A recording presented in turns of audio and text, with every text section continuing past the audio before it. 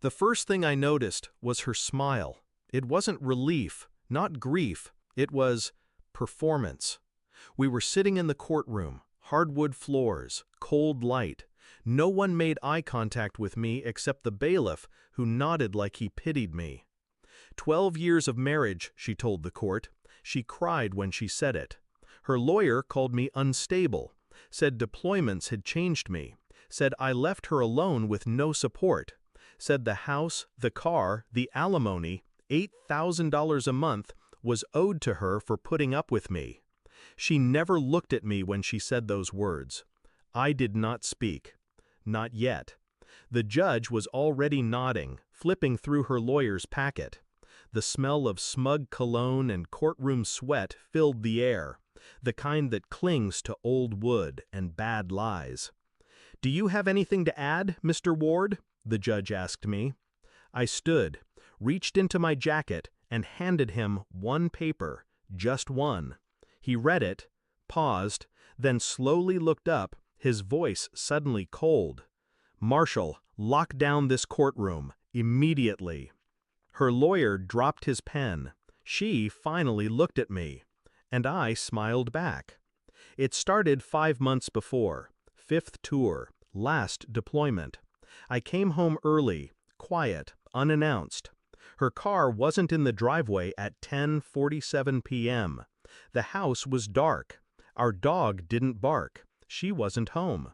I waited on the couch, boots still on, rifle case at my side.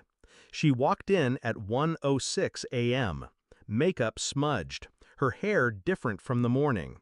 Laughed when she saw me. "You scared me," she said. No hug, no kiss, just that. I asked where she'd been. She blinked, said, "You're back early." I didn't push, didn't show her the ring in my pocket. I'd planned to re-propose.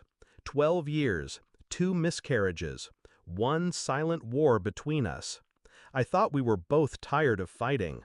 I thought we still had something beneath the dust.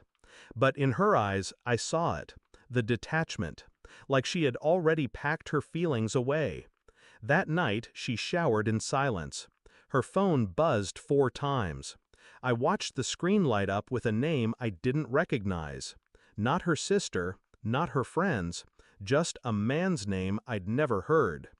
She started locking her phone, started staying late at work, started calling me by my name instead of babe. I didn't say anything. I made coffee every morning, packed her lunch, kissed her forehead as if nothing was burning beneath my ribs. Then I started digging. I had time and training. Bank records, private investigator, phone extraction device I bought off a dark web drop. Her messages weren't sexual. They were worse. They were emotional. "You understand me." He only sees the uniform, not the woman. "Sometimes I wish I'd met you first." She'd erased every message before I returned, but the cloud kept everything. I knew the man, Captain Daniel Rhodes, my commanding officer. He signed my honorable discharge. He also signed hotel receipts, floral deliveries, and late-night Uber rides that ended 2 streets over from our house. I kept everything, printed it, numbered it, filed it. But the paper I handed the judge wasn't about him. It was about her. The day of the hearing, she walked in with confidence, new heels, red lipstick, fake tears. She claimed we married 12 years ago, but she forged the license. We were only legally married 5 years, and I had the federal timestamp from the archive request to prove it. The date she submitted to the court? Typed, backdated, not notarized.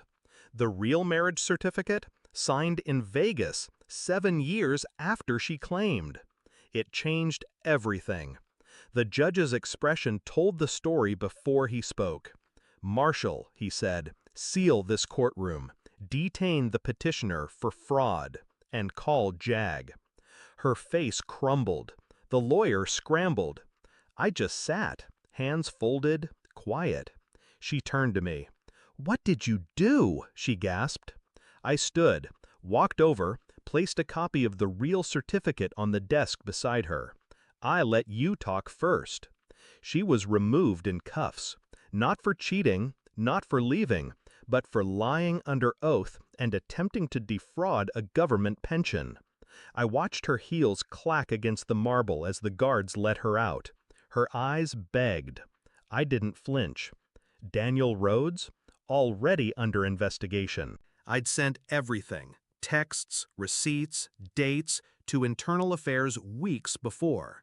I didn't need to shout, didn't need to ruin her life publicly. She did that herself. All I did was wait. Her lawyer begged the judge to reconsider the case. The judge refused. Sanctions pending. I walked out of that courtroom with my pension, my dignity, and a quiet kind of fury that no longer needed to burn. I got a letter from her 3 weeks later, handwritten, smelled like her old perfume, the one I bought in Venice after my second tour. She wrote, "I was lonely. You were always gone. I didn't know how to tell you I stopped loving you." I folded it once, set it on fire in my sink, watched the ink blister, blacken, and die. She wanted money. She got handcuffs. She wanted sympathy. She got silence. She wanted me to be broken. Instead, she made me whole. I was never the villain. I just gave her the rope. She tied her own noose.